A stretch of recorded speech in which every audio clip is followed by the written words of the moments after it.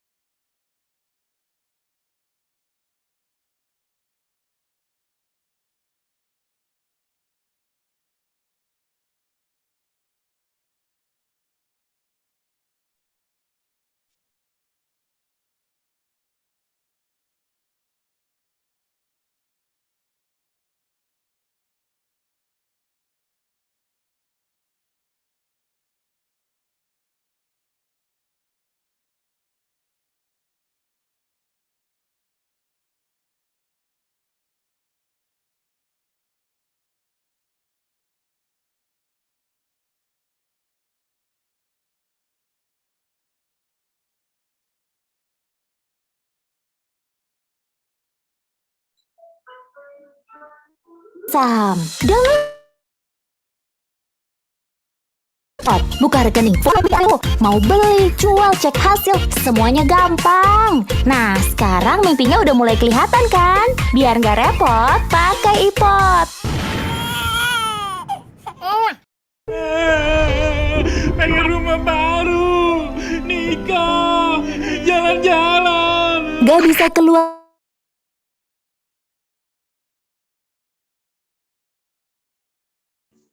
rumah. Sini udah diajarin sampai jago. Mau beli, jual, cek hasil, semuanya gampang. Nah, sekarang mimpinya udah mulai kelihatan kan? Biar nggak repot, pakai iPod. Pengen rumah baru, nikah, jalan-jalan. Nggak bisa keluar rumah. Ambil HP,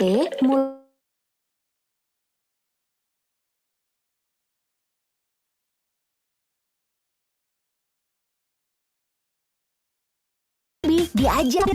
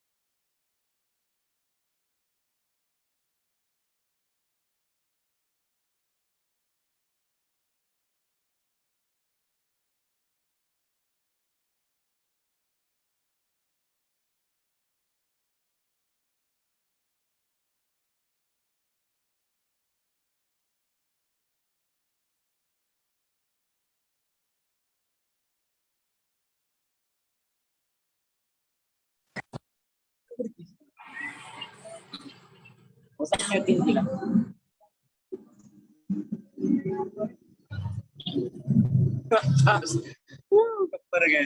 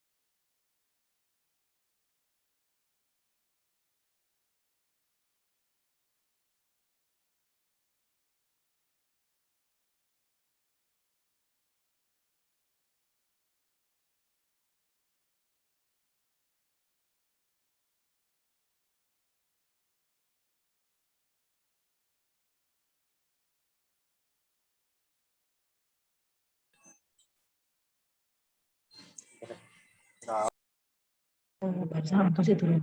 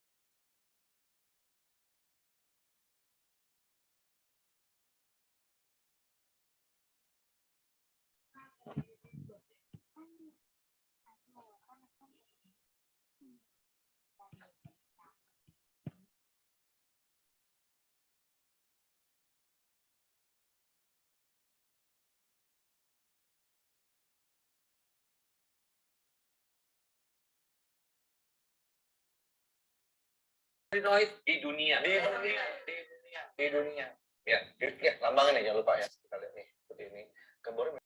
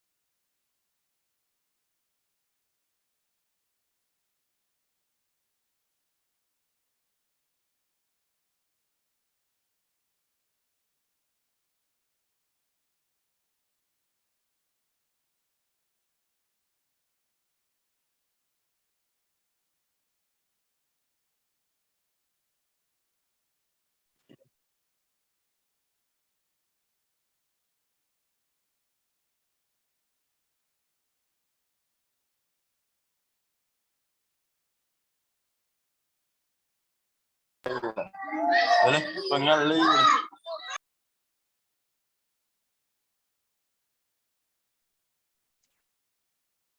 Assalamualaikum warahmatullahi wabarakatuh. Selamat siang dan salam sejahtera untuk kita semua. Yang terhormat Ibu Husni Huzafiah, SEMSI, selaku Dekan Fakultas Ekonomi Universitas Pancamarga Probolinggo atau yang mewakili. Yang terhormat Ibu Diah Ayu Perwitasari, SABM Akun, selaku Kepala Lab Galeri Investasi Fakultas Ekonomi Universitas Pancamarga Probolinggo. Yang terhormat Bapak Ahmad Iskandar, selaku Wakil Kepala Lab Galeri Investasi Fakultas Ekonomi Universitas Pancamarga Probolinggo. Yang saya hormati narasumber Bapak Imam Gunandi, SE, CRP, RTA, QWP, EWP, selaku Investment Specialist Indo Premier Sekuritas.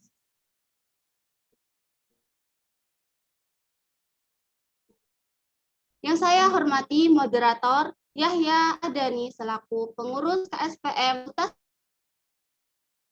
Universitas Pancamarga Probolinggo, serta peserta webinar investasi pada hari ini. Alhamdulillahirrahmanirrahim, berkat rahmatnya kita masih bisa berkumpul untuk menimba ilmu dari narasumber yang luar biasa. Meski harus dilaksanakan secara online, semoga kita selalu diberi kesehatan. Amin, amin, ya Rabbal Alamin. Dalam acara webinar investasi kali ini, Tamarga mengangkat tema kenali psikologi dalam investasi saham. Berikut ini saya akan bacakan susunan acaranya. Yang pertama, pembukaan. Yang kedua, menyanyikan lagu Indonesia Raya. Yang ketiga, sambutan dari Dekan Fakultas Ekonomi yang akan diwakilkan oleh Wakil Dekan 3 Fakultas Ekonomi Universitas Pancamarga sekaligus membuka acara pada webinar kali ini. Yang keempat, pemaparan materi oleh narasumber. Yang kelima, diskusi dan tanya jawab. Yang keenam, doa dan penutup. Acara yang pertama, pembukaan. Sebelum acara dimulai, marilah kita bersama-sama membaca basmalah. Bismillahirrahmanirrahim. Acara selanjutnya yaitu menyanyikan lagu Indonesia Raya. Hadirin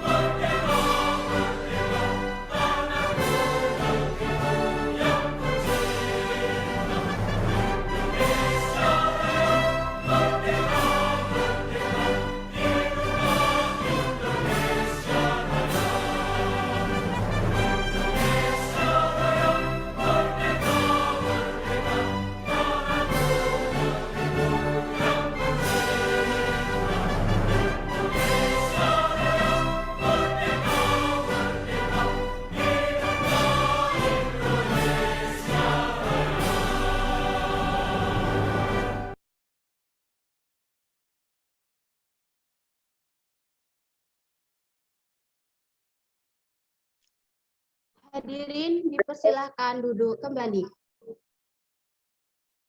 Acara selanjutnya yaitu sambutan dari Bapak Dedi Joko Hermawan, SEMM, Wakil Dekan 3 Fakultas Ekonomi Universitas Pancamarga, yang mewakili Ibu Husni Huzafidah, SM, MSI, selaku Dekan Fakultas Ekonomi Universitas Pancamarga Probolinggo. Dipersilahkan.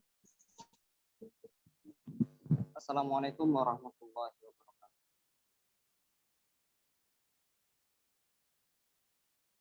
Alhamdulillah, wassalatu wassalamu ala Rasulillah, Sayyidina Muhammad bin Abdullah wa ala alihi wa sahbihi wa man wala. Yang saya hormati Bapak Imam Junadi, SRP, UWP, Bapak Ibu, sepertinya tidak capek untuk Bapak Ibu sehingga kiranya begitu banyak. Yang saya hormati ya Aidul Pasari S1 lab kalian dan Bapak Ahmad Iskandar Ahmad Syah SDM sebagai wakil kepala lab, serta Bapak Ibu yang hadir di acara webinar ini, adik-adik mahasiswa yang saya banggakan. Syukur alhamdulillah kita patut mengucapkan kehadiran Allah Subhanahu wa taala yang mana telah memberikan rahmat serta hidayah dalam acara ini dengan nikmat ilmu untuk pengetahuan kita di masa yang akan. Tak lupa pula sholawat serta salam kita haturkan kepada junjungan Nabi besar kita Nabi Muhammad SAW beserta sahabat-sahabatnya. Yang pertama, saya akan menyampaikan permohonan maaf berikan langsung tadi pesan kepada saya karena tidak bisa untuk membuka acara webinar pada siang kali ini karena beliau sedang melakukan musibah yaitu dan beliau sehingga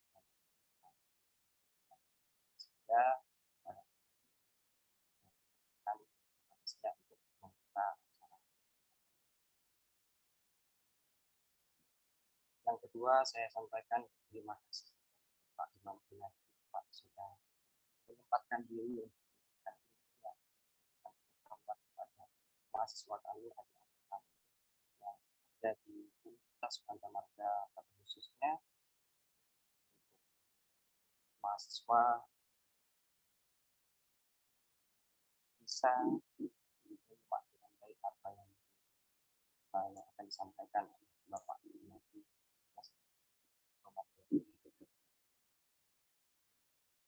Dan saya sangat bersyukur sesuai dengan tema adik-adik mahasiswa dalam investasi di mana memang kita beragam kepribadian serta mental kita juga masih, khususnya mahasiswa masih labil, artinya perlu pematangan terkait dengan manajemen psikologi dalam. Terkadang hal seperti itu cukup sering dialami oleh adik-adik mahasiswa yang tidak bisa mengendalikan emosionalnya dalam berprestasi. Padahal dalam berprestasi kita analisis manajemen dan manajemen segala tindakan yang akan kita. Mungkin hal seperti itu perlu dipahami oleh adik-adik mahasiswa pada khususnya atau peserta webinar kali ini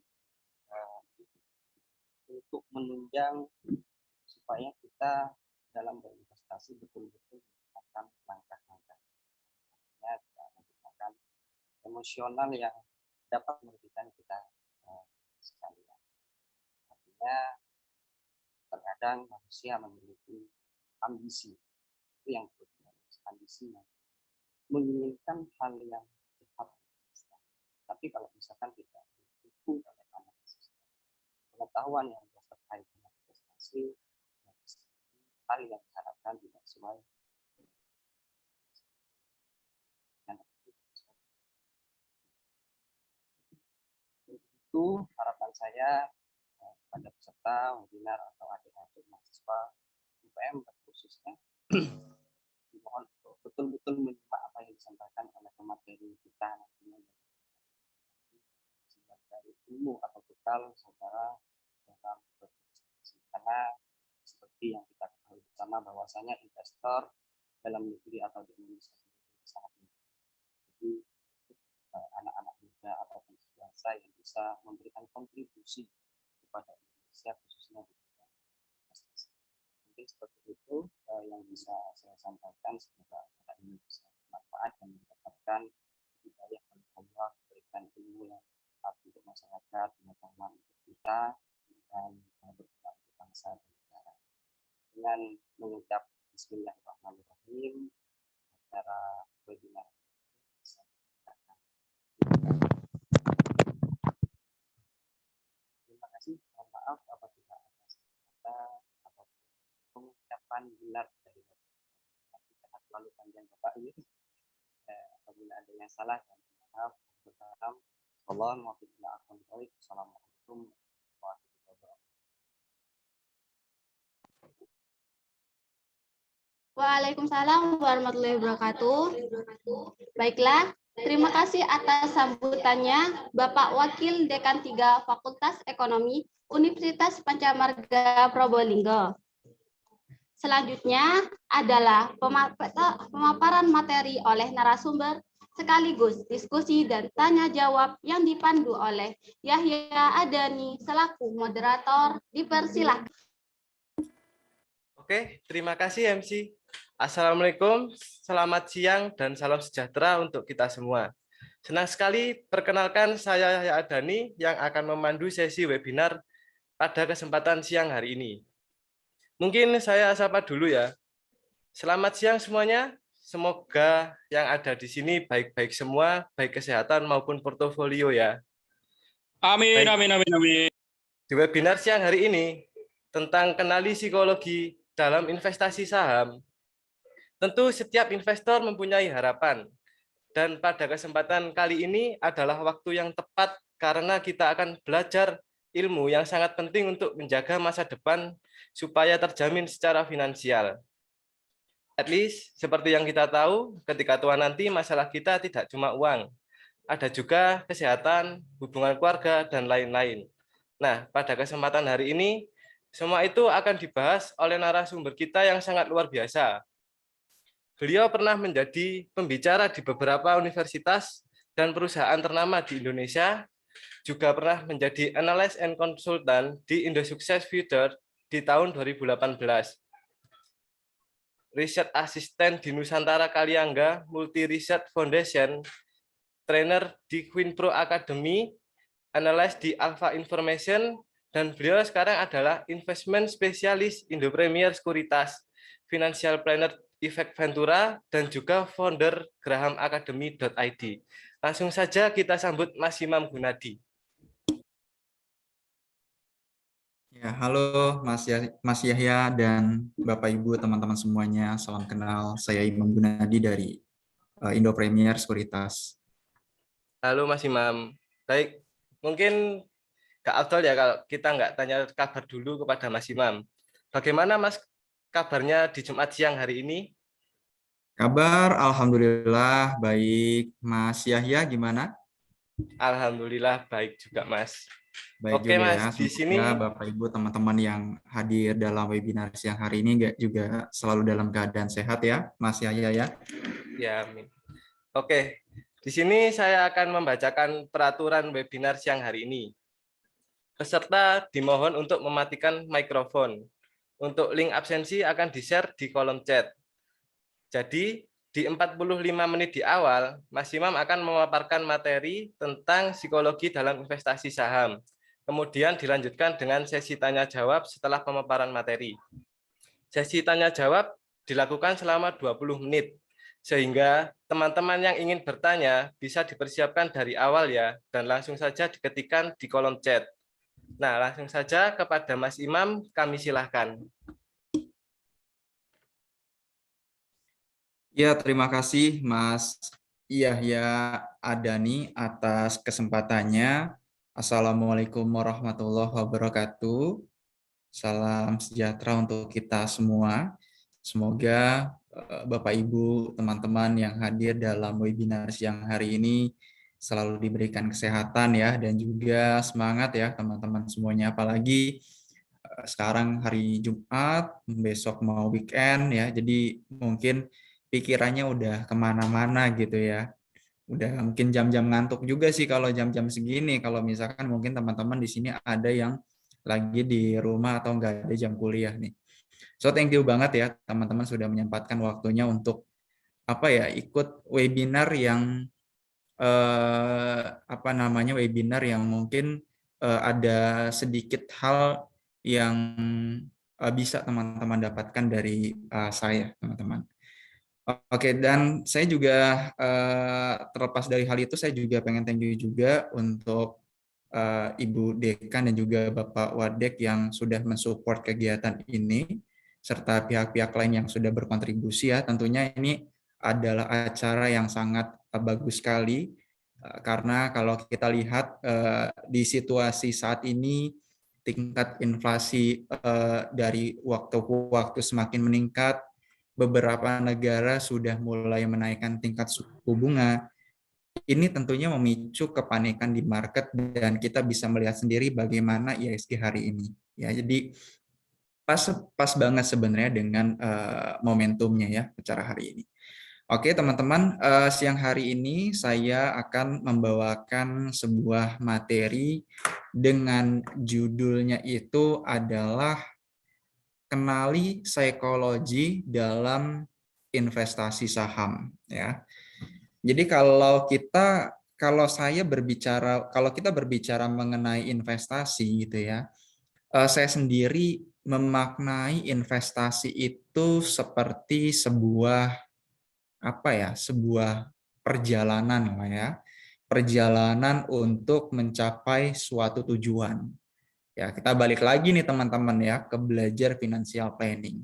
Inti dari investasi itu adalah ya kendaraan untuk mencapai tujuan-tujuan keuangan kita.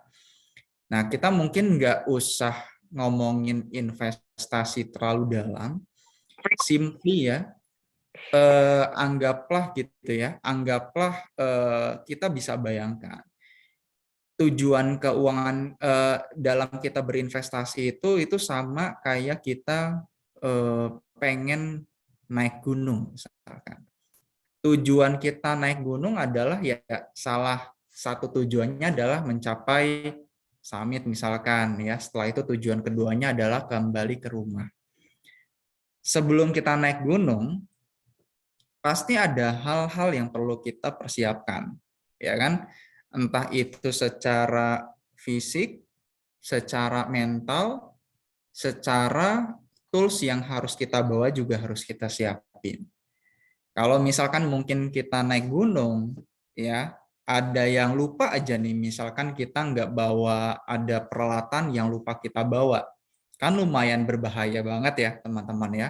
Apalagi mungkin hal lainnya terkait dengan mentalnya kita belum siap. Nah, pengen dipaksain naik gunung yang tinggi-tinggi misalkan, atau yang memacu adrenalin banget.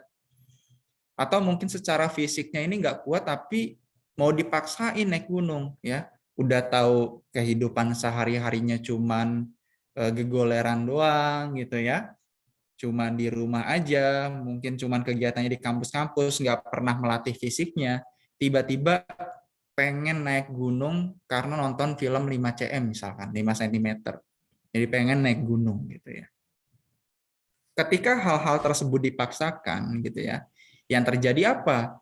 Nah, mungkin ketika kita di tengah-tengah perjalanan bisa jadi yang peralatannya nggak lengkap, misalkan kita lupa bawa jaket yang sesuai gitu ya dengan keadaan gunungnya, kita tiba-tiba kedinginan, bisa jadi amit-amitnya kena hipotermia gitu ya.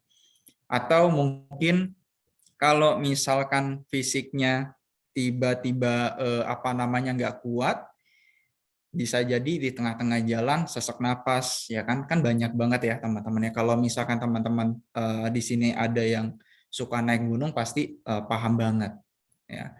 Apalagi mental teman-teman ya. Kalau misalkan mentalnya nggak kuat ya, malam-malam rasa takut, ada karung ngegantung gitu ya, dikira apa, pikirannya udah kemana-mana. Jadi harus ada persiapan ketika naik gunung. Dalam konteksnya kita investasi untuk mencapai tujuan keuangan yang kita miliki, gitu ya.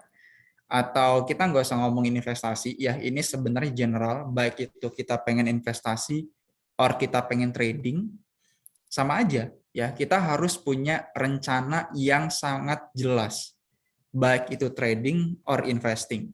Dua-duanya kita harus ya punya rencana yang jelas. Nah, rencana yang jelas spesifiknya seperti apa? Setidaknya rencana yang jelas itu kalau kata Dr. Alexander Elder, teman-teman, setidaknya ada 3 komponen lah ya, teman-teman ya, yang harus kita siapkan ya sebelum kita investasi or sebelum kita trading. Nah, tentunya di sini misalkan yang pertama, teman-teman. Ya, yang pertama adalah terkait dengan metode yang kita gunakan. Ya. Kemudian yang kedua adalah mind atau psikologi kita atau mental kita. Kemudian yang ketiga adalah money, teman-teman. Ya, 3 komponen ini saling menguatkan satu sama lain, baik metode, mind ataupun money. Ya, contoh misalkan kita pengen investasi, teman-teman. Dalam konteksnya money, ya, teman-teman, ya ini benar-benar harus dipersiapkan dengan matang, khususnya dari sisi perencanaan keuangannya. Ya, jadi sebelum kita invest, misalkan dari sisi dana daruratnya dilihat dulu, sudah terpenuhi belum? Kalau misalkan dana daruratnya itu sudah belum terpenuhi, ya artinya ketika kita punya dana idle, jangan semuanya dimasukin ke saham misalkan, atau ke instrumen yang ingin kita beli. Ya, tentunya kita harus buat budgeting, kita harus sisihkan sebagian, kita masukkan ke dana darurat. Kalau misalkan dana daruratnya belum siap. Ya, karena apa? Ketika kita misalkan tidak punya dana darurat, ini juga akan mempengaruhi bagaimana psikologi kita. Ya, psikologi kita misalkan kita dihadapkan pada kondisi yang darurat. Ya, ketika kita atau manusia atau siapapun itu ya dihadapkan pada suatu kondisi yang darurat, biasanya yang terjadi apa sih? Yang terjadi adalah akan memaksakan sesuatu. Ya, akan memaksakan sesuatu. Ini sebenarnya adalah kalau kita ngomongin psikologi gitu ya, atau kita ngomongin neurologi atau ilmu sains lah ya seperti itu. Ini berkaitan dengan yang namanya otak reptil, teman-teman. Ya, jadi otak reptil itu punya motivasi untuk kita itu bisa survive gitu. Nah, contoh misalkan teman-teman dihadapkan pada kondisi darurat, tertekan, tanpa pikir panjang, ya, tanpa menggunakan logika, tanpa menggunakan neokorteks kita untuk berpikir lebih panjang, ya, secara langsung pasti teman-teman akan terdorong untuk mencairkan atau menjual saham yang teman-teman miliki. Ya, ini sebenarnya tidak selalu berkaitan dengan yang namanya saham, teman-teman. Ya, walaupun misalkan ya kita belum punya saham. Ya, anggaplah kalau generasi kebanyakan ya, teman-teman generasi boomers kan biasanya kebanyakan investasinya itu adalah ke tanah biasanya atau ke emas atau ke properti misalkan kayak gitu. Nah, kadangkala ketika mereka dihadapkan pada kondisi-kondisi yang darurat seperti itu, mereka juga sama akan menjual tanahnya secepat mungkin. Lagi BU gitu kan. yang mungkin tanahnya secara value atau nilainya naik, ya misalkan tadinya belinya, anggaplah contoh ya, belinya 20 juta. Value-nya udah naik ke 50 juta. Tapi karena kita BU, kita jual tanah ini di harga 20 juta. Nah, ini bisa menggerus value, ya bisa menggerus usaha yang mungkin sudah kita udah kita miliki ya sekian lama, sudah kita rawat ya, value-nya sudah naik, tapi karena kita karena butuh uang dan nggak punya dana darurat gitu loh, tiba-tiba kita menjual tanah tersebut dengan harga yang sangat murah, kan sangat disayangkan. Saham, instrumen investasi apapun itu semuanya sama. That's why risk management ya dalam sebelum kita berinvestasi itu sangat penting sekali. Ya, baik secara misalkan cash flow kita harus rapi, kemudian yang kedua tadi dana darurat, atau mungkin terkait dengan risiko-risiko yang sifatnya itu high impact. Ya, jadi kalau misalkan kita ngomong risiko ini kan memang tidak semuanya risiko ini yang low impact. Jadi low impact tuh kayak ya handphone rusak ya tinggal ganti gitu ya pakai dana darurat. Kemudian motor rusak ya tinggal dibenerin gitu ya. Rumah genteng bocor tinggal dibenerin pakai dana darurat selesai. Tapi kalau misalkan high impact, ya high impact itu seperti apa? Udah masuk amit-amit gitu ya, udah masuk ke rumah sakit dan sebagainya gitu ya. Itu yang bahaya teman-teman. That's why di dalam manajemen risiko itu tidak hanya mengatur mengenai dana darurat di dalam financial planning, tapi juga di dalamnya diatur terkait dengan insurance. Ya, kita harus punya yang namanya asuransi, minimal kita punya BPJS teman-teman. Jadi kalau misalkan ada apa-apa, amit-amit sakit gitu ya, kita punya BPJS. Jadi pastiin ya kalau misalkan teman-teman di sini pastiin ya orang tuanya gitu ya. Atau mungkin di sini sudah ada yang menikah ya, pastikan sudah punya manajemen risiko dalam hal ini minimal kita punya BPJS. Ya, next levelnya ya punya asuransi swasta ya. Baik itu yang penyakit kritis misalkan, atau mungkin yang asuransi jiwa misalkan gitu ya. Nah itu kadang-kadang diperlukan juga gitu ya. Cuman ya itu nantilah teman-temannya. Mungkin di sini kebanyakan teman-teman masih mahasiswa ya. Tapi kalau misalkan teman-teman ternyata sudah ada yang bekerja, apalagi punya tanggungan, nah itu biasanya sudah menjadi hal yang diharuskan ya teman-teman ya. Karena mungkin ya saya nggak tahu ya teman-teman, mungkin di sini ada yang sandwich generation gitu ya, kan kita nggak tahu ya. Cuma ya ini sedikit advice aja lah ya teman-teman ya. Nah itu terkait dengan money ya sebelum kita investasi. Dalam konteksnya trading ya juga sama teman-teman. Ya kalau misalkan kita ngomongin budgeting gitu ya dalam cash flow, ya biasanya kita membagi budgeting itu untuk invest sekian persen gitu loh. Nah, kalau misalkan kita memang niat untuk trading ya, kita juga bisa budgetin sekian persen untuk trading ya, atau mau dipecah dari investasi itu sebagian dari investasi untuk trading ya silakan aja gitu loh. Ya, jadi benar-benar ketika kita trading itu menggunakan uang yang terpisah atau menggunakan uang dingin.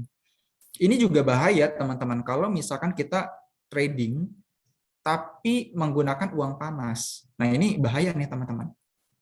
Ya. Ibaratkan trading itu kayak pas kita trading kalau pakai uang panas itu kayak kita pengen pengen berenang gitu ya, pengen di kolam renang, kita pengen lompat dari papan lompat. Nah, kalau papan lompatnya cuma 1 meter itu kayak kita trading pakai uang dingin. Slow. Ya, santai aja, nggak ada gangguan secara psikologis, tidak ada tekanan yang terlalu banget gitu. Tapi kalau misalkan kita pakai uang panas, misalkan kita trading pakai uang semesteran, kita trading pakai uang untuk bayar kos, kita trading pakai uang dari untuk makan gitu ya, yang ada pas teman-teman trade ya, pas entry gitu ya, itu rasa takut itu akan sangat menyelimuti gitu ya. Deg-degannya minta ampun. Wah, gimana ya nanti kalau misalkan sahamnya turun ya? Wah, gimana? Kebanyakan gimana gitu. Rasa takut nggak masuk harga sahamnya naik duluan gitu loh. Ya. Jadi dan itu kalau misalkan anggaplah kita udah masuk, harga sahamnya turun. Belum nyampe level di mana kita harus menjual sahamnya, kita udah jual duluan. Pas kita jual harga sahamnya naik. Ya, nah itu sangat berbahaya sekali. Jadi risk management, money management itu juga sangat penting sekali di dalam investasi atau di dalam trading, teman-teman ya. Oke, itu yang pertama. Kemudian yang kedua, ya, saya pengen ke sini dulu terkait dengan metode. Ya. Metode ini tentunya akan menyesuaikan ya ketika demandnya ini demandnya kita sudah menentukan. Misalkan di awal saya tujuannya misalkan saya pengen investasi. Pengen investasi. Tujuannya apa? Tujuan investasinya untuk mencapai tujuan keuangan saya ya di sekian tahun, misalkan ya 3 tahun ke depan atau 5 tahun ke depan atau ya buat pensiun misalkan ya. Intinya adalah kita perlu punya tujuan yang jelas dulu. Ya. Kita pengen investasi. Nah, berangkat kalau kita udah milih investasi, kita mulai masuk nih ke metodenya. Metode apa yang kita pilih? Ya, apakah kita ingin memilih metode saya menggunakan income investing metodenya, atau mungkin saya menggunakan metode value investing misalnya, atau saya menggunakan metode growth investing misalkan, atau kita menggunakan metode yang namanya quality investing misalkan. Nah, bisa ya, silakan dipilih aja gitu loh, mana yang kira-kira cocok. Ya, nah ini nanti akan mengerucut lagi nih, metode ini ngerucut gitu loh. Kalau growth investing dicari saham yang growth ya, dibuat kriterianya apa aja untuk kita pas masuk ya. Jadi hal-hal apa saja, dasar-dasarnya apa saja, fundamentalnya apa saja yang mengharuskan kita untuk masuk ke saham ini. Dibuat listnya. Tapi jangan cuman masuk. Pas keluar juga harus dibuat. Nah, ini yang kadang-kadang lupa gitu loh. Kita melakukan analisis, terlalu asik melakukan analisis di awal, ya, saham yang bagus yang seperti apa, gitu ya, ketemu saham yang bagus, pas ternyata kinerjanya menurun, kita bingung keputusan yang seperti apa yang saya harus ambil. Ya, nah, untuk keluarnya kita juga harus persiapkan. Kalau kita tahu pintu masuknya di mana, pintu keluarnya juga kita harus tahu di mana. Ya, contoh misalkan saya pengen saya masuk ke saham ini karena saham ini punya margin of safety sekian misalkan, atau mungkin saya masuk ke saham ini karena perusahaan ini punya net profit margin yang tinggi, gross profit margin yang tinggi, operating profit margin yang tinggi, ROE yang efektif, ROA-nya juga efektif, kemudian leverage-nya juga terjaga, ya, kemudian liquidity-nya juga terjaga, ya. Nah, ada beberapa faktor tersebut. Nah, ketika nanti kita dihadapkan pada kondisi di mana si kendaraan ini ataupun saham ini indikator-indikatornya sudah tidak sesuai lagi. Misalkan marginnya sudah mulai mengalami penurunan dalam beberapa periode, atau mungkin dari sisi leverage-nya sudah tidak bisa terkendali lagi, untuk liquidity-nya juga udah kesulitan, gitu ya. Nah, ini kita sudah harus bikin keputusan, jual nggak nih? Gitu ya. Jadi memang betul gitu ya, kita itu investasi saham untuk mencapai tujuan keuangan yang akan datang gitu loh. Kita invest saham nih misalkan ya. Anggaplah kita invest saham 10 tahun ya, invest sahamnya 10 tahun. Bukan berarti ketika kita beli saham kita hold sampai 10 tahun. Itu benar aja. Tapi dengan catatan kinerjanya itu ya tetap stabil ya minimal tetap stabil, atau bisa growing. Ya, pilihannya 2, ya stabil atau growing. Kalau misalkan di tengah jalan, misalkan 4 tahun pertama, ternyata prospeknya udah nggak bagus lagi. Kalau misalkan kita tahu prospeknya sudah tidak bagus lagi, gitu ya, ya udah lepas sahamnya, ganti dengan kendaraan yang baru. Ya, ganti dengan kendaraan yang baru, gitu loh. Ibaratkan kita punya kendaraan ini rusak mulu gitu ya, bawa ke bengkel mulu gitu loh. Malah ini uang servis ini kalau diakumulasi bisa dapat kendaraan baru gitu loh. Kan sayang gitu loh. Itu ibaratkan teman-teman udah tahu saham ini nggak punya kinerja yang bagus, tapi di-keep aja gitu loh. Cari pembenaran-pembenaran. Ya itu kalau di behavioral finance teman-teman namanya confirmation bias teman-teman. Jadi kita selalu mencari pembenaran-pembenaran, padahal pada faktanya gitu loh, saham ini secara kinerja sudah tidak bagus lagi, sudah tidak menarik lagi, gitu loh. Ya, sudah tidak menarik lagi. Nah, kemudian ya, nah itu terkait dengan metode ini harus jelas. Tidak hanya investing, namun juga trading. Kita harus punya metode yang jelas juga, teman-teman, dalam konteksnya trading. Oke, saya pengen trading. Tradingnya mau gimana? Mau scalping kah? Mau swing kah? Mau positioning kah? Ya, atau kita swingnya kita pengen trend following kah? Itu harus jelas. Entry-nya di mana? Bagaimana entry-nya? Berapa kali kita pengen entry? Exit-nya gimana? Berapa kali kita pengen exit? Gitu ya. Stop loss-nya, manajemen stop loss-nya gimana? Apakah kita hanya menggunakan satu stop loss atau kita menggunakan double stop loss?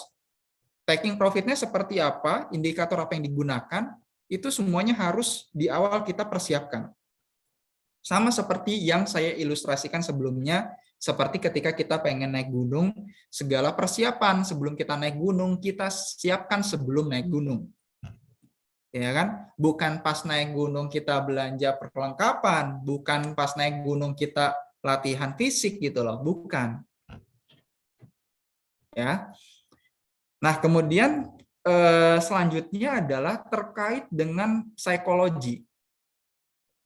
Ya, terkait dengan psikologi sendiri, sebenarnya dalam konteksnya investasi ini tidak terlalu tekanan atau apa ya, ininya nggak terlalu gede lah gitu loh. Tapi kalau misalkan di dalam trading itu yang sebenarnya sisi psikologi itu lumayan besar ya, impact-nya atau bobotnya itu lumayan besar. Contohnya ya seperti rasa takut atau fear, teman-teman. Nah, sebenarnya jika kita berbicara mengenai rasa takut, takut itu adalah suatu hal yang normal. Ya, takut itu adalah satu sifat yang normal di dalam diri kita. Kalau misalkan kita tidak punya rasa takut, itu mungkin bisa jadi ada sesuatu gitu ya dengan hormon di dalam diri kita gitu loh. Ya, jadi kalau misalkan kita masih punya rasa takut pada sesuatu, buat saya itu adalah sesuatu yang normal. Nah, jadi rasa takut ini kalau misalkan kita takut trading, takut harganya turun dan sebagainya, itu adalah hal wajar gitu loh. Ya, takut itu hal wajar. Tapi gimana caranya kita bisa maintain rasa takut ini gitu loh. Jadi rasa takut itu tidak bisa dihilangkan, tapi bisa kita maintain. Nah, maintainnya pakai apa? Maintainnya itu adalah menggunakan metode yang kita gunakan gitu loh. Ya, jadi dalam konteksnya misalkan nih ya, anggaplah kita dalam konteksnya trading gitu loh. Kita trading, kita pengen dengan berdasarkan analisis yang sudah kita lakukan, kita dapat beberapa probability untuk kita melakukan entry. Ya, entry 1, entry 2, entry 3, dapat pintu-pintunya gitu loh. Kita dapat pintu-pintunya. Nah, ketika kita sudah dapat pintu-pintunya dari hasil analisis ini, teman-teman, ya, dari hasil analisis ini, kita tentukan berapa sizingnya, ya, lot sizingnya setiap posisinya.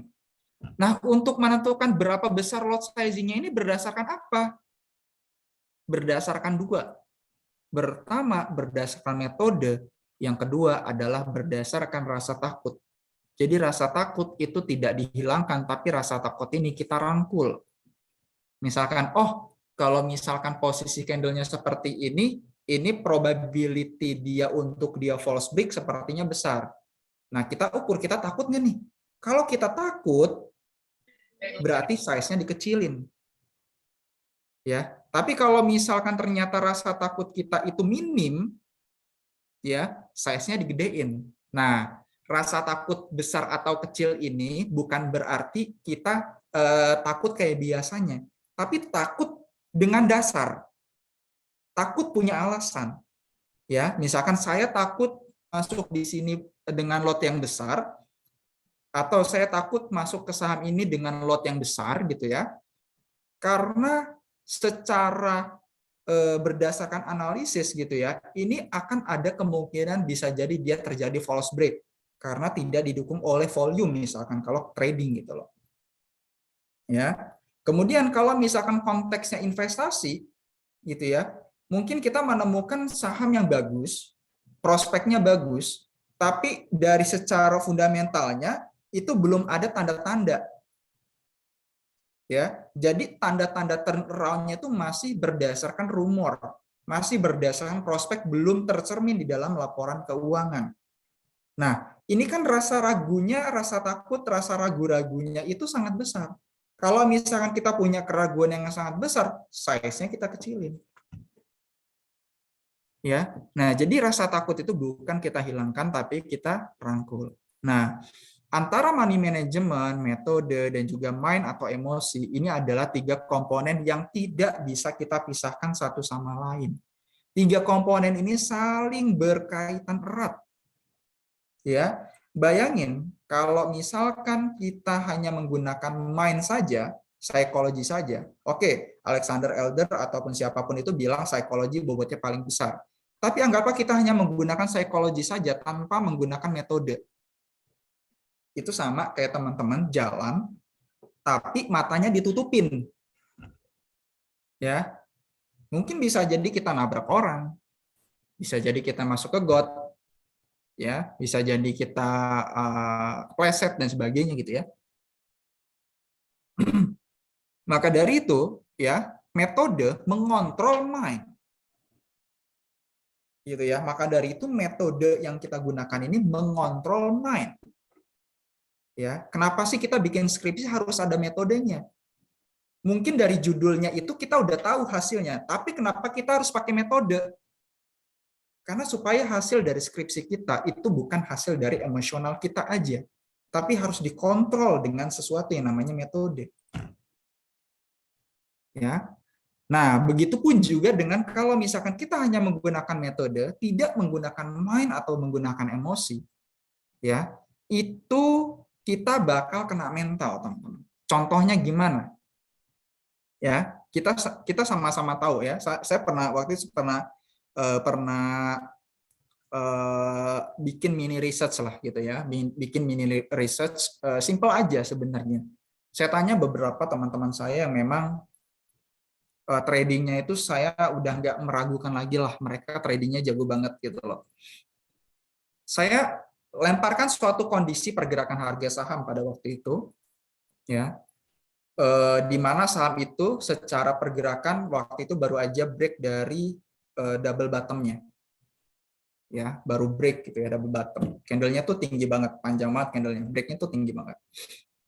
Saya tanya beberapa orang-orang yang jago trading ini, dari jawaban mereka itu jawabannya beda-beda. Ya, ini keunikannya teman-teman. Kita belajar metode yang sama, tapi dalam membuat keputusan bisa jadi berbeda-beda. Kenapa? Karena kita punya tingkat toleransi risiko yang berbeda-beda. Ya, maka dari itu, ketika teman-teman misalkan anggaplah teman-teman bingung gitu loh, teman-teman tanya sama orang, bro, saham ini gimana nih bro? Bagus nggak bro? Entry nggak nih? Bagus bro, entry gitu ya. Nah, kata dia entry, ya anggaplah ternyata benar. Oke, secara analisis benar. Ya, secara analisis benar kita harus entry. Tapi pertanyaannya adalah apakah entry-nya dia itu sesuai dengan entry-nya kita atau tidak secara psikologis. risk reward-nya dia itu sesuai dengan risk reward yang kita inginkan atau tidak gitu loh. Nah, itu harus disesuaikan. Kalau misalkan kita sesuai, ya nggak masalah. Kalau nggak sesuai, itu yang jadi masalah. Kita bakal kena mental. Dan pada akhirnya kita akan menyalahkan dia. Lu sih gara-gara lu kemarin. Harusnya gue nggak masuk ke saham ini, gue rugi nih. Ya, bisa kejadian kayak gitu. Ya, jadi 3 komponen ini saling berkaitan satu sama lain dan kita nggak bisa pisahin. Dan ini adalah perlengkapan yang harus teman-teman siapkan sebelum teman-teman trading or investing. Ya, oke, kita ganti slide ya. Teman-teman mungkin banyak yang kok ini slide-nya nggak ganti-ganti gitu ya. Nah, yang satu ini teman-teman. Pasti teman-teman kenal ya. Nggak kenal sih kayaknya nih, saya sembunyiin setengah ya kepalanya. Jadi di sini ada namanya ding ya. Mungkin teman-teman sudah kenal dengan orang-orang ini, apalagi kalau misalkan dulu teman-teman waktu SMA itu jurusan IPA misalkan ya. Atau mungkin di SD juga sebenarnya teman-teman sudah belajar ya tentang hukum Newton. Jadi teman-teman pasti kenal dengan orang yang satu ini. Newton ya sebagai seorang yang sangat jenius gitu ya. Ya, founder dari gaya gravitasi teman-teman ya. Banyak melakukan penelitian juga terkait dengan optik ya, kemudian juga penemu sebagai teleskop Newton ya yang lebih better dari Galileo gitu ya. Dia kenal juga sebagai matematikawan, kemudian filsuf ya, saintis dan sebagainya lah ya, ilmuwan lah seperti itu. Ternyata ketika dia dihadapkan pada hal yang di luar dirinya dalam hal ini adalah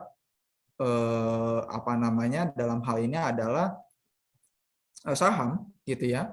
Ternyata dia pernah mengalami kegagalan di pasar saham dan itu membuat dia trauma, teman-teman. Ya. Jadi di tahun 1718 ya, waktu itu terkenal salah satu perusahaan yang namanya Sotheby. Jadi Sotheby adalah perusahaan yang bergerak di industri perdagangan sama seperti VOC ya teman-teman ya, kurang lebih seperti itu. Ya, di tahun tersebut teman-teman ya, karena perusahaan ini lagi viral ya, misalkan kalau sekarang kan viral di sosial media di mana-mana, wah sahamnya ya, yo beli banyak influencer gitu ya. Si Sir Isaac Newton ini ikut-ikutan. Jadi tidak punya dasar tiga komponen tadi ya, money manajemennya nggak tahu gimana, metode yang digunakan juga nggak jelas ya kan, mainnya juga ya dia ikut-ikutan gitu loh, nggak mendasar gitu loh. Jadi hanya berdasarkan main atau emosional aja ya. Dia masuk tuh waktu itu, mulailah masuk dia sedikit ya, di harga 200-an masuk dikit. Kemudian harga sahamnya naik, ya kan, naik signifikan waktu itu. Ketika naik signifikan, si Newton keluar. Tapi teman-temannya itu belum keluar, dan teman-temannya itu banyak yang kaya dari saham ini. Gitu loh. Dari situlah Newton itu terganggu secara emosional, ya, di mana setelah sahamnya sudah naik kencang ke harga kurang lebih 700-an, Newton masuk lagi dengan jumlah lot yang banyak, dengan jumlah pembelian yang sangat besar, yang lebih besar. Pada akhirnya apa? Harga sahamnya terjun dan membuat si Newton ini trauma. Jadi dalam ceritanya itu, kalau misalkan ada orang yang ngomong Sotheby di depan Newton, itu langsung ditampol, itu langsung geram, langsung marah gitu, langsung kesal. Nah, di sini kalau coba kita bayangin, kalau misalkan Newton dia belajar analisis fundamental, belajar analisis teknikal, kira-kira bakal kejadian nggak sih kayak gini? Ya, contoh nih, secara fundamental anggaplah si saham ini, ya kita lihat dari intrinsic value-nya misalkan, saham ini sudah terlalu over value misalkan. Kalau si Newton sadar, ya dia pasti akan keluar gitu loh.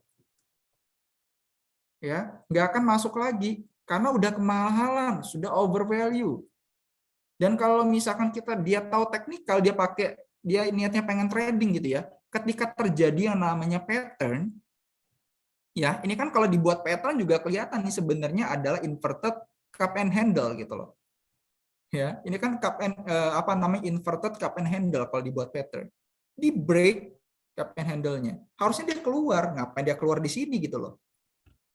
Nah, jadi andaikan si Newton ini menggunakan dua metode tersebut, pasti dia tidak akan mengalami hal ini. Ya, kalaupun ya misalkan dia niatnya untuk jangka panjang, niatnya di awal gitu ya, dia tetap fokus pada fundamentalnya, anggaplah memang sahamnya benar-benar turun gitu loh. Ya dia akan tetap wise. Dia akan tetap slow aja gitu loh. Toh gue investasi untuk jangka panjang, sahamnya juga masih punya prospek yang bagus gitu loh. Dia nggak perlu panik di situ, nggak perlu trauma juga. Ya, nah kurang lebih itulah ya sedikit cerita dari Sir Isaac Newton.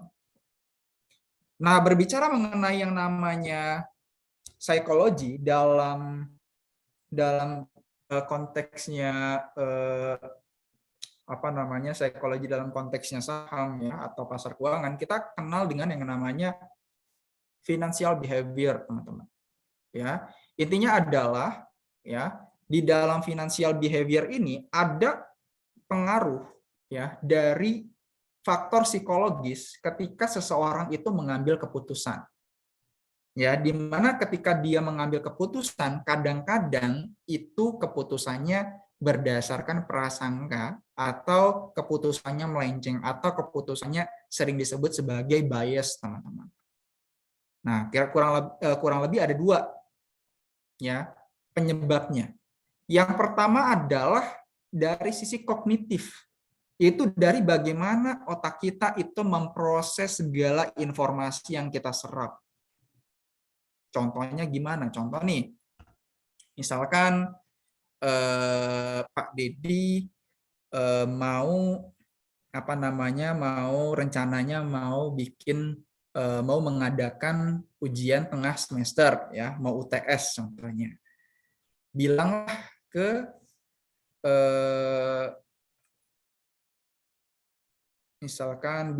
ke Mbak Umi misalkan gitu loh. Nih bulan depan kita akan UTS ya. Bulan depan kayaknya kita UTS ya. Ya, ingat teman-teman ya, bulan depan kayaknya kita UTS ya. Kata Pak Dedi. Mbak Umi bilanglah ke teman-temannya. Guys, ini bulan depan kita UTS ya. Kalimatnya udah beda nih. Ya, dari situ nyebar dari orang satu ke orang lainnya. Pas udah nyampe bulan depan, banyak nanya udah pada siap mau UTS gitu loh. Padahal Pak Dedi bilang kayaknya bulan depan bakal UTS. Kayaknya gitu loh. Ya. Nah, ini juga ya terjadi ketika kita itu baca berita. Baca beritanya cuma headline-nya doang. Ya, baca beritanya cuma headline-nya doang atau baca beritanya itu setengah-setengah. Padahal kata-katanya itu banyak juga yang agak lumayan menipu. Yang sebenarnya masih rumor, tapi ternyata kita misalkan ngelihat bahwasanya ini benar-benar terjadi gitu. Padahal baru misalkan perusahaan ABCD kalau menargetkan itu kan belum terjadi, baru menargetkan.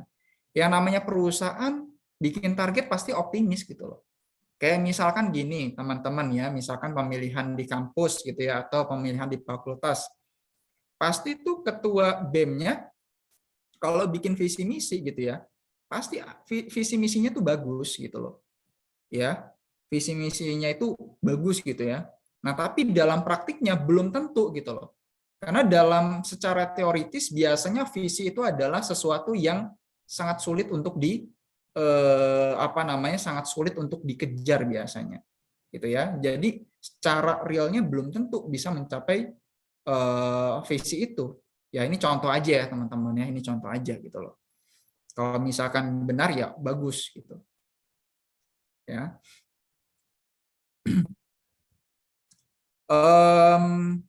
Kemudian berikutnya teman-teman, ada juga yang namanya bias emosional teman-teman ya. Jadi bias emosional ini lebih menitik beratkan pada perasaan dan juga spontanitas.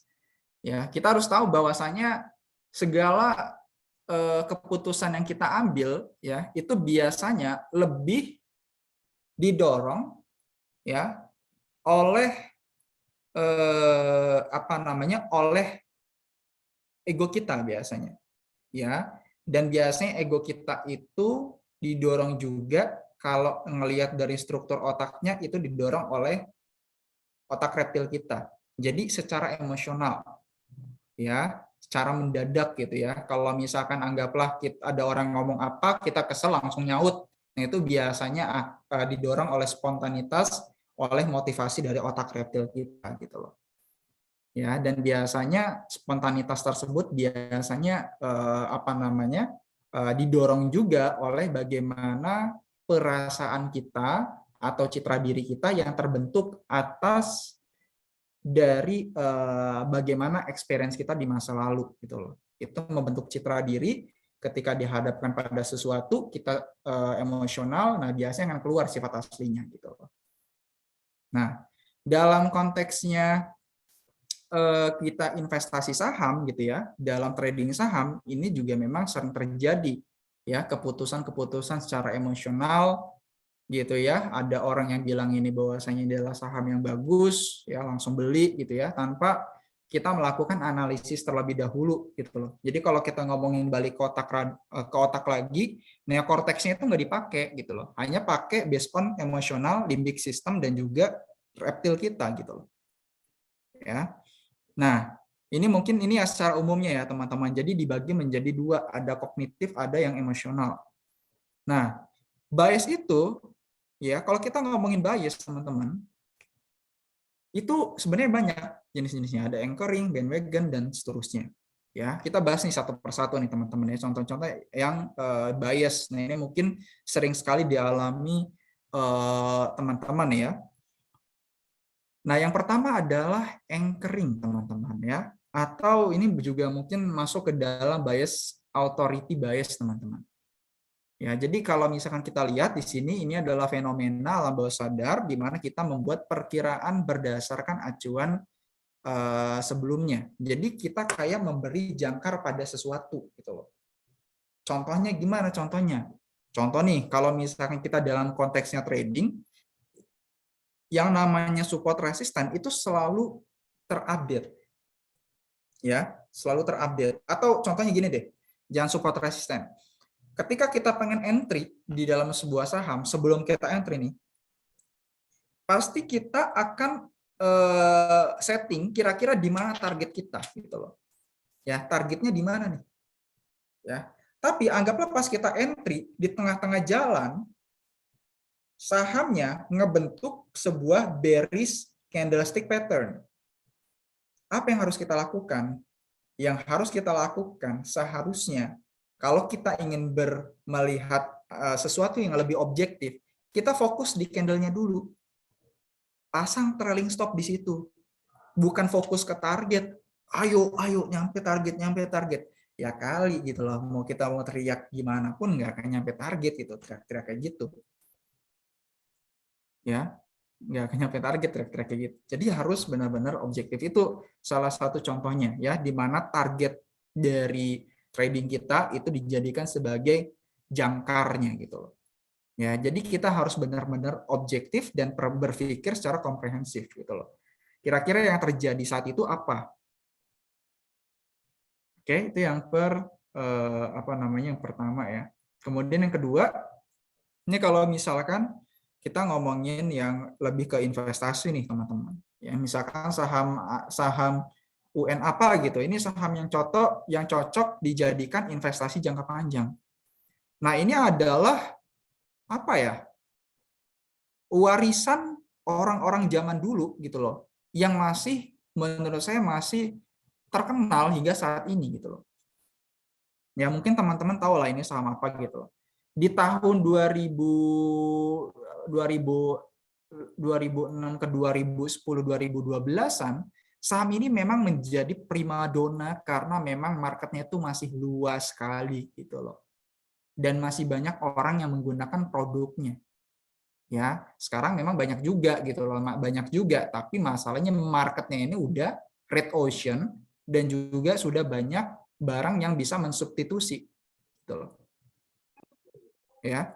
Dan ini masalahnya doktrinnya itu masih kalau mau investasi jangka panjang beli saham ini aja karena barangnya kita kenal dan sering kita pakai. Membeli suatu saham, menilai barang itu bukan dilihat hanya dari sisi barangnya kita kenal, tapi yang paling benar adalah kita perlu melihat dari barangnya itu kira-kira punya competitive advantage atau enggak. Ini bukan saya yang bilang ya, tapi Warren Buffett ketika dia membeli saham harus ada value dari si barang yang dibeli, barang yang dijual atau saham yang dijual. Contoh, kenapa sih sebenarnya Warren Buffett ya dalam portofolionya ya, dia kan paling besar itu kan di Apple. Kalau nggak salah 40% ya portofolionya Warren Buffett itu kan ada di Apple. Ya, kenapa paling besar? Kita lihat produknya aja deh, simply produknya. Pertama, produknya punya pricing power gitu. Ya, punya pricing power. Maksudnya gimana? Si perusahaan ini ya, kalaupun dia pengen naikin harga barangnya, yang beli akan tetap banyak. Ya. Jangankan ngeluarin barang, ngeluarin warna baru. Ya, ngeluarin warna baru sampai ngantri itu di iBox. Ya, produknya. Itu salah satu contohnya lah ya, salah satu contohnya. Ya. Atau mungkin kalau kita ngomongin saham yang di Indonesia ya. Kalau kita ngomongin kalau tadi kan barang ya, kalau jasa itu lebih ke bank gitu ya. Ya, sektor bank kan jadi primadona ya kalau di Indonesia ya. Anggapnya kita ngomongin BCA gitu. Di dalam kinerjanya ya, Bank BCA di kuartal 1 ini, jika kita bandingkan dengan beberapa bank lain, seperti BRI, Mandiri, atau mungkin BNI, ya dari sisi bagaimana meng-create labanya, gitu ya, mungkin BCA ada di bawah dari mereka. Ya, tapi coba lihat produknya BCA.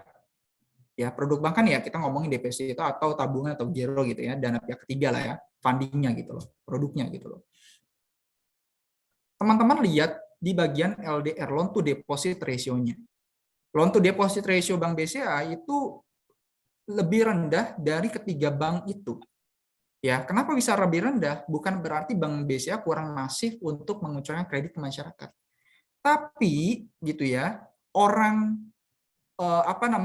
gitu ya, itu memang untuk menempatkan uangnya di Bank BCA gitu ya, baik dalam bentuk tabungan gitu ya atau dalam bentuk deposito gitu ya, itu punya trust yang sangat tinggi, punya loyalty yang sangat tinggi. Walaupun mereka cuma dapat bunga kecil banget gitu ya, tapi yang naruh tetap aja masif gitu loh. Artinya kan tingkat kepercayaan loyalty nasabahnya itu kan sangat tinggi sekali gitu loh. Ya, sehingga apa? Kalau loyalty nasabah sangat tinggi, ya growth dari nasabah juga sangat tinggi gitu loh. Ini tentu akan mengakibatkan loan to deposit ratio yang tergerus gitu loh. Orang yang naruh uang lebih banyak dibandingkan uang yang dikucurkan. Ya, itu juga salah satu pricing power yang dimiliki oleh Bank BCA gitu loh. Ya, ini contoh aja teman-teman ya. Kemudian ya, contoh lainnya LQ45 saham bagus. LQ45 itu adalah 45 saham paling liquid dan juga dengan kapitalisasi pasar yang besar gitu. Itu LQ45. Ya. Kalau kita ngomongin saham bagus, ini memang kata-kata bagus sangat relatif sekali. Bagus liquidnya, bagus benar. Tapi kalau bagus fundamentalnya, oh belum tentu. Ya, belum tentu teman-teman. Ya, kemudian contoh yang ketiga, kata si Anu sih saham ini bakal naik. Nah, jadi kita menjadikan si Anu ini tokoh siapapun, entah itu influencer apapun siapapun ini teman-teman, sebagai jangkarnya untuk kita ngikutin. Ya boleh-boleh aja. Ini sebenarnya sudah dilakukan oleh investor dari India, ya. Saya agak lupa namanya. Kalau misalkan teman-teman ada yang tahu, teman-teman mungkin bisa chat di kolom chat. Dia dikenal sebagai Warren Buffett-nya India, teman-teman. Jadi dia simple, teman-teman. Dia ngelihat waktu itu, kalau nggak salah baca buku ya, dia mulai dari baca buku, dia ngelihat Warren Buffett itu keren banget gitu loh. Dia pengen kaya kayak Warren Buffett. Strateginya gampang. Strateginya adalah dia cukup jiplak aja strategi Warren Buffett. Ya dia cukup ikutin aja. Nah kita mungkin bisa ngikutin gitu loh. Tapi sejauh mana kita bisa ngikutin si influencer yang kita ikuti ini atau jangkar yang kita ikutin ini, teman-teman? Apakah kita bisa menggali informasi lebih dalam dari orang yang kita ikuti atau tidak? Kecuali kalau misalkan teman-teman benar-benar deket banget gitu ya, itu silakan aja gitu loh. Tapi kalau misalkan teman-teman cuma baca-baca di internet, itu setengah-setengah gitu loh. Ya. Oke, itu yang pertama ya teman-teman ya, anchoring ini baru yang pertama. Ini sampai jam berapa nih Mas Yahya kalau boleh tahu? Sampai 14.30, Mas. 14.30, 10 menit lagi Iya. ya. Oke, yang lain kita akan coba yang lain. Lihat yang lain. Yang kedua adalah ada yang namanya bandwagon effect, teman-teman. Maksudnya apa sih bandwagon effect? Nah, ini sebenarnya ceritanya adalah berasal dari pemilu yang ada di US, teman-teman, kata-kata bandwagon ini. Atau orang-orang biasa menyebut ini sebagai efek latah gitu loh. Jadi kenapa namanya bandwagon? Jadi bandwagon itu kayak apa namanya, kalau mau ada pemilu kan biasanya kan ada pawai ya teman-teman ya. Ada pawai itu. Biasanya kalau ada pawai itu kan ada mobil bak gitu ya, itu ada naik-naik yang di apa namanya, naik di baknya, kemudian ada yang dihias-hias, kemudian pada IL gitu ya. Biasanya kalau ada pawai itu partai-partai ya kan di jalan-jalan.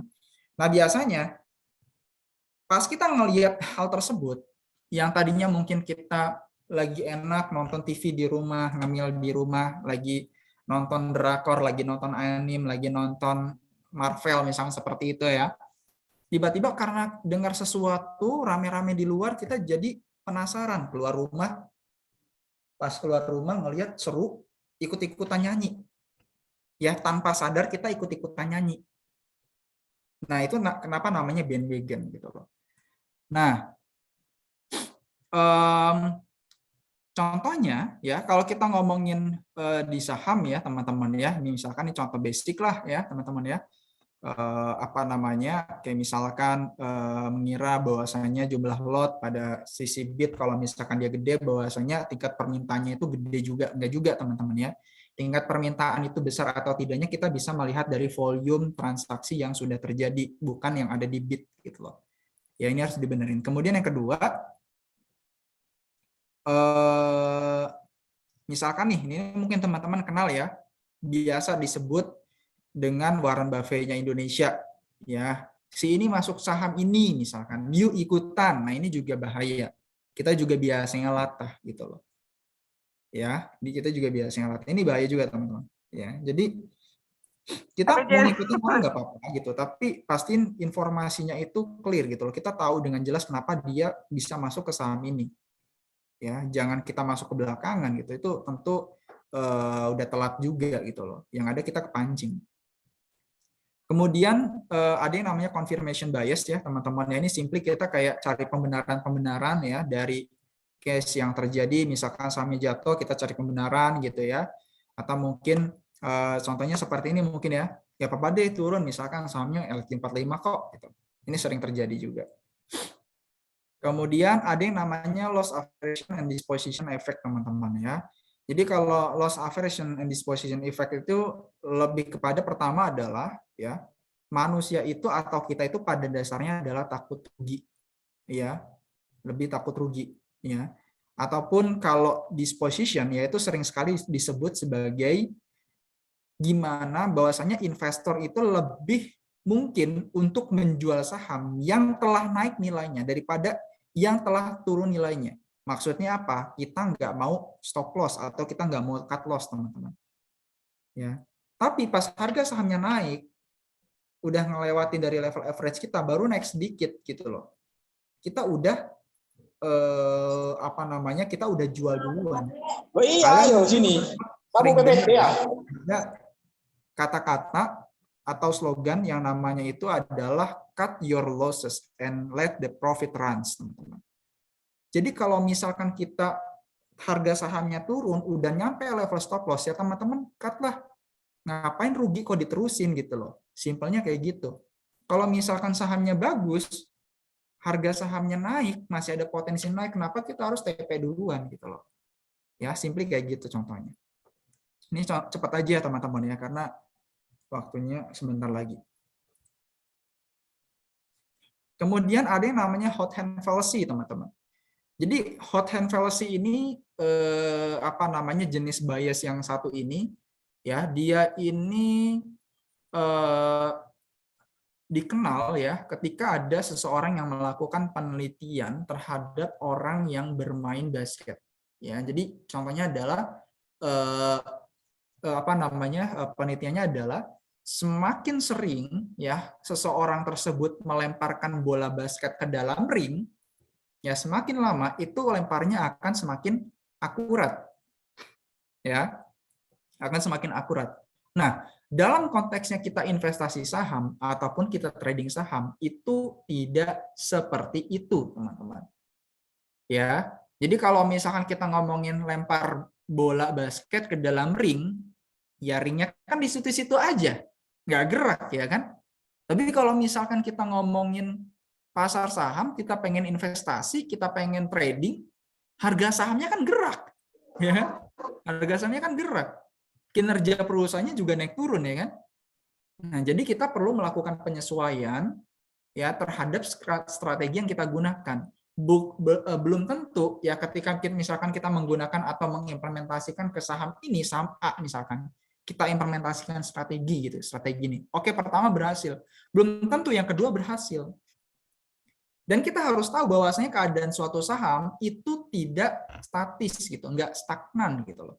Jadi bisa jadi misalkan saham ini jadi saham-saham compounder, bisa jadi saham-saham ini jadi saham-saham yang masuk ke dalamnya kategori ya dia income investing aja ya, income stock, atau tiba-tiba dia masuk ke growth ke value stock. Ya kadang-kadang berubah-berubah seperti itu saham-saham. Strateginya kita harus sesuaikan. Jangan sampai kita kita pengen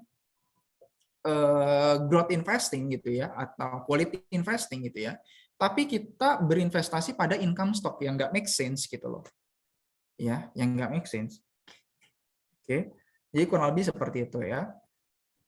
Kemudian ada juga yang namanya Dunning-Kruger ya, Kruger effect, teman-teman ya, ini juga cukup terkenal ya. Jadi kalau misalkan teman-teman lihat di dalam gambar ini mungkin langsung paham ya bahwasanya ada aja orang-orang yang memang baru tahu sedikit hal gitu ya, tiba-tiba langsung wah budak, langsung bikin langsung ngomong ke siapa-siapa gitu, langsung bikin YouTube, langsung bikin apa tanpa mempelajari secara komprehensif gitu loh. Ya, mungkin ini teman-teman juga mengalami bahwasanya kalau misalkan teman-teman itu belajar banyak hal, belajar komprehensif, ilmu ABCDE gitu ya, kita akan jauh lebih wise dan kita akan jauh lebih dalam memutuskan suatu hal, kita akan jauh lebih ngelihat dari berbagai sisi gitu loh.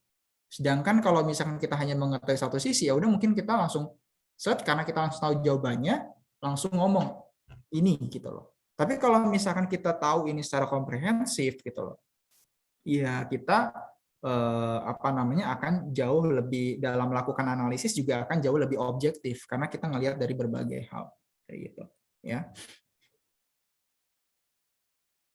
Nah, ada juga yang namanya selective memory, teman-teman ya. Jadi fenomena ini mengemukakan bahwasanya ada kecenderungan seseorang hanya mengingat ingatan yang indah-indah aja gitu loh. Ya, misalkan nih ya, lu udah cuan berapa persen gitu ya, di saham kopi gue udah cuan 20% nih, di CLBK 50% nih, di sini berapa persen nih gitu ya. Tapi pas ditanya, lu pernah rugi nggak?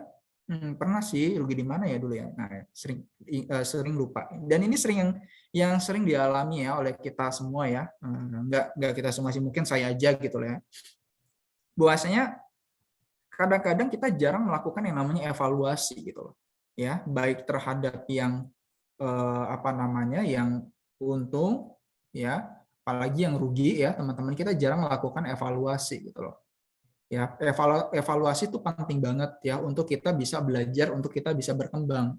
Ya, ketika kita sudah menemukan titik salahnya ada di mana, ya, atau kalau kita boleh ilustrasikan seperti ban. Kalau misalkan ban itu kan kalau bocor ya teman-teman ya, kita bawa ke tukang bengkel, pasti tukang bengkelnya di bengkel ban bocornya itu pasti akan dicari bocornya di mana, yang bocor ditambal gitu loh. Nah, ini juga sama seperti ini ya. Dalam konteksnya misalkan kita pernah mengalami kegagalan, kita lakukan evaluasi. Ya, kita lihat bocornya di mana, kalau udah ketemu, lihat pelajari ya, kira-kira gimana caranya supaya ini nggak terjadi lagi. Tapi kalau misalkan kita tidak melakukan evaluasi, bisa jadi ke depannya akan terjadi lagi gitu loh. Ya. Nah, mungkin itu aja materi dari saya. Semoga bermanfaat. Wassalamualaikum warahmatullahi wabarakatuh. Thank you. Waalaikumsalam warahmatullahi wabarakatuh. Baik, Mas Imam, terima kasih. Materi yang disampaikan sangat berkualitas ya teman-teman. Daripada berlama-lama nih, langsung saja kita lanjut ke sesi berikutnya, yaitu sesi tanya jawab. Untuk membuka sesi, ada pertanyaan dari saya sendiri, Mas Imam.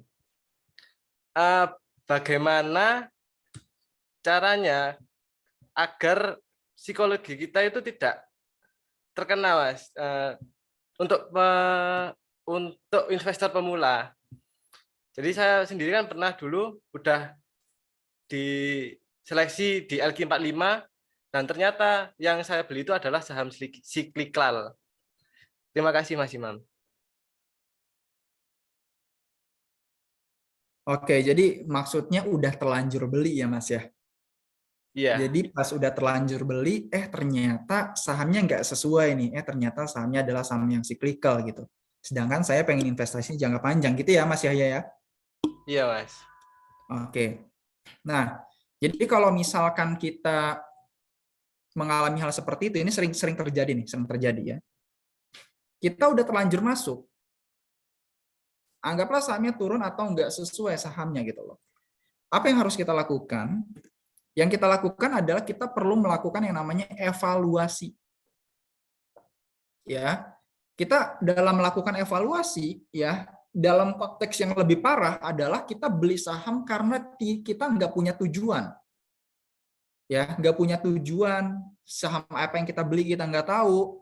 Ya, ini yang dalam konteks lebih parahnya deh, gitu loh ya. Sahamnya turun, apa yang harus kita lakukan? Kita evaluasinya kita pilih menggunakan jalan yang mana. Apakah kita menggunakan evaluasinya based on fundamental? Apakah kita evaluasi based on technical? Kalau based on fundamental, dilihat sahamnya. Kita lihat, lakukan analisis ya, dari sisi profitability, solvability, liquidity, products or services ya yang ditawarkan, punya prospek atau tidak, kita lakukan secara komprehensif. Ini masuk dalam konteksnya saham apa? Masuknya sama apa? Oh, ini ternyata adalah saham yang siklikal ternyata. Sahamnya saham yang siklikal. Oh, ini saham yang siklikal, misalkan contohnya seperti itu. Kita udah ketemu saham ini adalah saham yang siklikal. Ya, anggaplah kalau kita ngomongin saham siklikal biasanya nih erat kaitannya dengan saham-saham komoditas. Contoh, ya, dia bisa turun gitu loh. Karena memang harga komoditasnya juga lagi turun dan baru aja turun. Sehingga sahamnya turun misalkan seperti itu.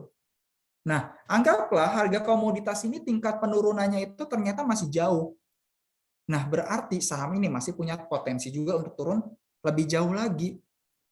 Artinya, kalau kita lihat dari sisi saham ini siklikal, kemudian kita pengen kita pengen keep atau kita pengen hold gitu ya, itu tentu kurang bagus gitu loh. Kecuali mungkin kita pengen cari solusi yang lain, kita pengen menggunakan sudut pandang yang lain. Misalkan contoh, apa namanya, anggaplah ya kalau misalkan dalam contoh tadi itu sebenarnya kalau saya sih harus jual aja, apalagi kalau komoditasnya udah ketinggian gitu ya, apalagi kita udah untung gede gitu ya, ya udah dijual aja. Tapi kalau misalkan ternyata kita baru masuk gitu loh, lebih baik gitu loh kita jual aja. Atau solusi lainnya adalah kita bisa misalkan lihat dari view yang lain, lihat dari sisi teknikalnya. Oke, fundamental kayaknya, waduh ini harga komoditas kayaknya bakal turun lagi deh ini. Secara fundamental kurang bagus gitu loh. Tapi secara teknikal ini kemungkinan akan membuat yang namanya reversal pattern, yang entah itu head and shoulders, double bottom, triple bottom, dan seterusnya lah ya. Oke, kalau gitu saya bakal tungguin deh, hold aja. Jadi keputusannya bisa berbeda tergantung dari metode yang kita gunakan, tergantung dari evaluasi yang kita gunakan. Ya, begitupun kalau misalnya kita ternyata saham ini adalah saham compounder, ya saham yang bertumbuh dari waktu ke waktu, cuma di market lagi panik. Ya udah kita akan jauh lebih wise, ya udah saya hold aja deh gitu loh. Ya, apalagi dalam jangka panjang gitu, yang penurunannya tidak terlalu berarti gitu loh. Ya, tidak terlalu berarti ya. Tapi kalau misalkan kita udah salah jalan, kita niatnya untuk jangka panjang, saham kita yang kita pegang adalah saham cyclical, ya better mungkin kalau benar-benar kita pengen tujuannya jangka panjang, kita perlu switch ke saham-saham yang saham-saham compounder atau saham-saham yang punya pertumbuhan dalam jangka panjang. Ya, karena saham-saham komoditi itu memang sekarang lagi rally panjang, ya terkenal juga dengan komoditi super cycle, teman-teman. Ya, di mana kita bisa melihat sendiri bagaimana bahwasanya harga komoditas naik dalam jangka waktu yang sangat panjang sekali ya teman-teman, ya sangat menguntungkan emiten-emiten komoditas ya. Tapi sampai kapan ini akan berlanjut gitu loh. Akan terus seperti ini. Yang namanya harga komoditas itu pasti akan dijaga erat dengan yang namanya pemerintah, teman-teman.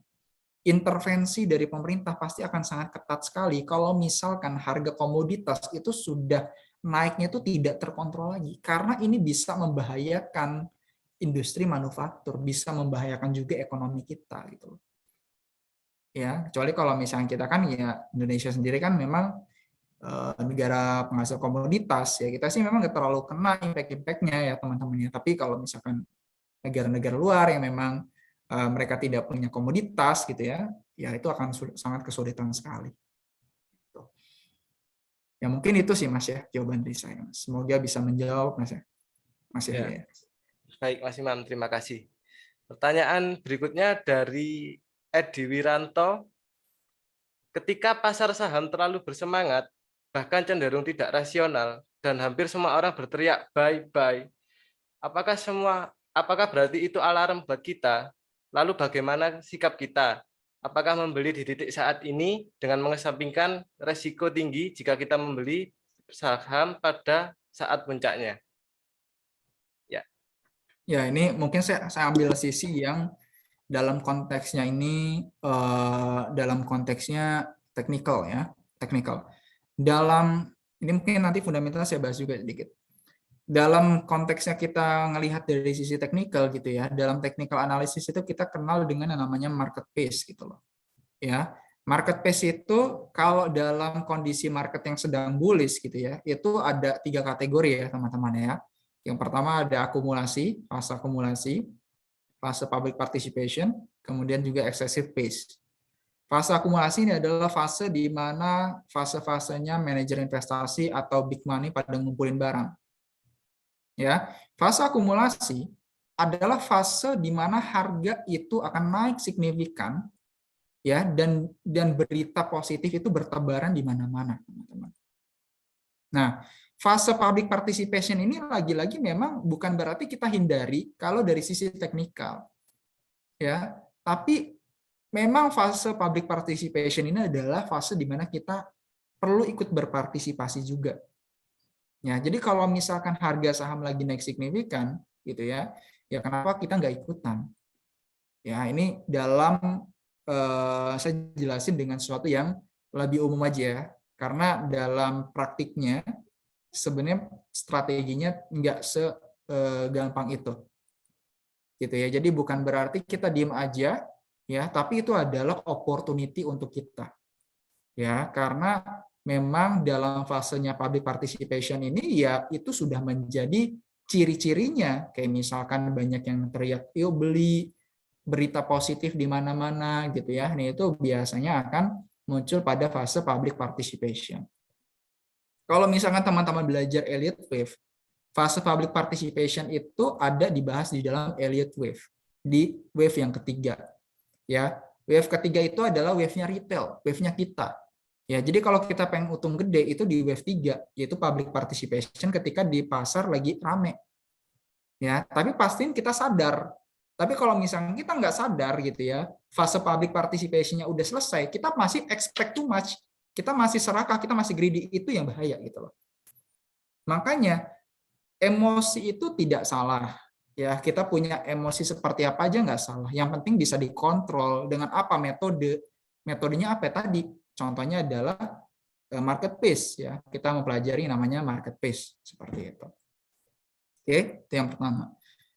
Yang kedua, kalau kita lihat dari sisi fundamental, gitu ya, kita lihat dari sisi fundamental, kenaikan harga saham yang signifikan juga sebenarnya nggak salah juga. Tapi kita harus lihat dari sisi valuasinya. Kenaikannya masih cukup masuk akal atau enggak.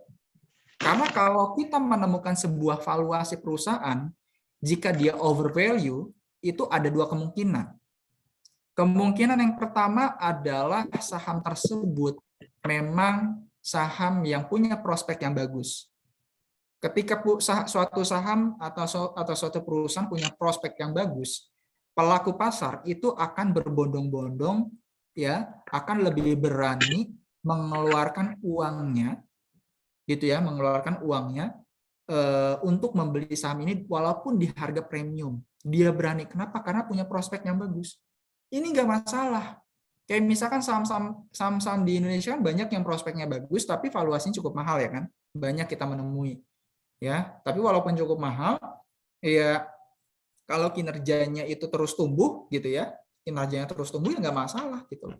Harga sahamnya naik dibarengi oleh kinerja yang tumbuh juga itu adalah hal yang wajar. Ini yang normal, itu nggak apa-apa.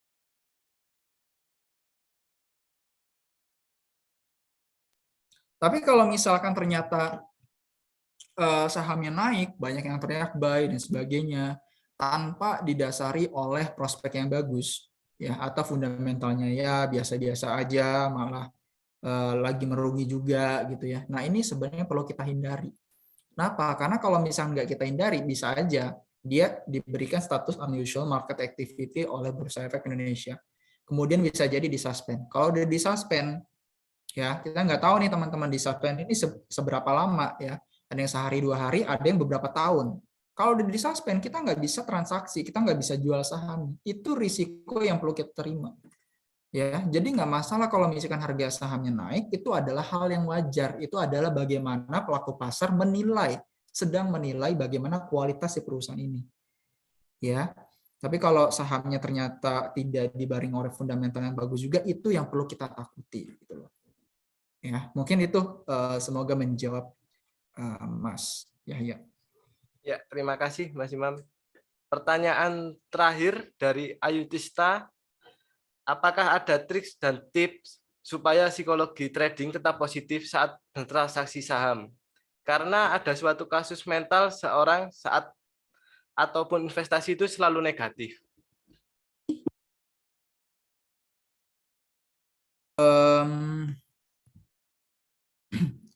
Ya, sebenarnya sih balik lagi ya Mas Yahya dan juga Mbak Tista ya. Bahwasanya lagi-lagi untuk mengkontrol bagaimana psikologi trading kita supaya lebih objektif adalah kita perlu mematangkan dari sisi metodenya. Ya, mematangkan dari sisi metodenya. Kenapa? Karena kalau misalkan metodenya kita udah matang ya teman-teman ya, ketika kita pengen trade, keraguan-raguan itu minim banget. Rasa takut itu minim banget teman-teman. Percayalah teman-teman. Jadi kalau misalkan teman-teman masih ragu-ragu, teman-teman masih punya rasa takut ketika teman-teman mengklik tombol buy, teman-teman balik lagi ke metodenya. Kira-kira apa yang belum saya kuasai? Ya, selalu teman-teman pertanyakan hal seperti itu. Saya juga sama, teman-teman. Ketika saya ingin membeli sebuah saham, gitu ya, misalkan based on technical gitu ya, saya masih ragu-ragu nih. Ya udah, kenapa ragu-ragu? Ya karena saya nggak tahu metodenya seperti apa secara komprehensif gitu loh. Ya udah, metode yang belum saya pelajari. Jadi ya lagi-lagi seperti itu. Ya satu-satunya yang bisa mengkontrol adalah metode. Ya, oke. Mungkin itu aja, Mas Yahya. Semoga bisa menjawab ya, Mbak Tista. Ya. Oke, terima kasih Mas Imam. Ini mungkin karena kita sudah selesai tanya jawabnya dan sudah habis juga waktunya, dan juga kita sudah berujung di ujung acara. Sesuai teknisnya ada sesi foto bersama pembicara. Silakan untuk panitia untuk menyiapkan.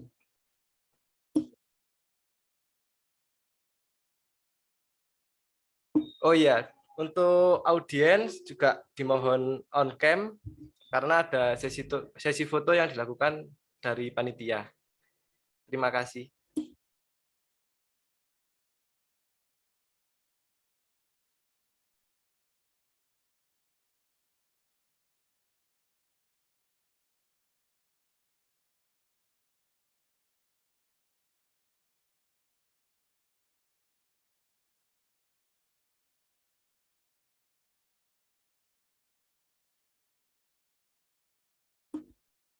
Baik, Mas Imam, ini nampaknya udah di penghujung acara. Ucapan dari saya sebagai moderator, terima kasih atas waktunya telah menyempatkan dan mau sharing ilmunya di webinar hari ini. Oke, karena sudah benar-benar di penghujung acara, mungkin Mas Imam boleh melanjutkan kegiatannya lagi, dan terima kasih atas kehadirannya. Ya, terima kasih ya Mas Yahya dan teman-teman semuanya. Semoga bermanfaat. Terima kasih banyak. Baik, karena kita sudah di ujung acara, sudah saatnya bagi saya untuk mengembalikan acara ke MC. Monggo MC jika ingin mengambil alih acaranya. Terima kasih. Wassalamualaikum warahmatullahi wabarakatuh. Baiklah, terima kasih moderator. Alhamdulillah kita telah sampai di penghujung acara. Terima kasih kepada Bapak Ibu dosen, narasumber, moderator, dan para peserta yang telah mengikuti acara dari awal sampai akhir.